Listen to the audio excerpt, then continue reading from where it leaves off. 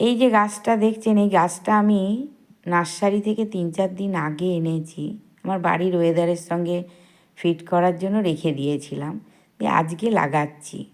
তো গাছটা দেখুন সেরকম খুব পরিপুষ্ট নয়। মাটিটা দেখেছেন কি টাইট, এই মাটিটা কিন্তু আমি পুরো গোড়া থেকে ছাড়িয়ে দেব। কিভাবে ছাড়াচ্ছি আপনারা দেখুন। পুরো মাটিটা যে ছাড়াচ্ছি, চিটালো মাটি।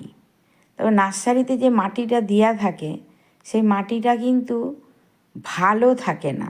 ওরা রাসায়নিক সার দিয়ে ফুল এনে দেয় গাছে, কিন্তু মাটিটা ভালো থাকে না, খুব চিটালো মাটি। আর গোড়া যত আলগা রাখবেন গাছের, গাছ তত কিন্তু ভালো হবে। এই চিটালো মাটিটা দিয়ে যদি আমি টবে বসাই তাহলে কিন্তু গাছটা অত গ্রোথ হবে না, বেশ লাস্টিং করবে না। 2-3-4টে ফুল দিয়েই কিন্তু গাছটা মরে যাবে। আর এই যে গাছটা দেখছেন, এটা থেকে আমি 2টো আরও চারা বার করছি, দেখুন। এই দেখুন 2টো চারা বার করেছি। এরপরে আমি টবে বসাচ্ছি, দেখুন কিভাবে বসালাম দেখলেন। এতে গাছটা ভালো হবে।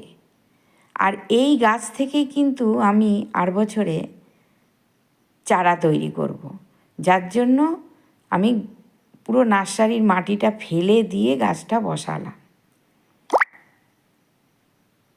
এরপরে দেখুন ওই গাছগুলো যে আমি আরও 2টো গাছ রেখেছি, ওই গাছগুলোও বসাবো 2টো টবে।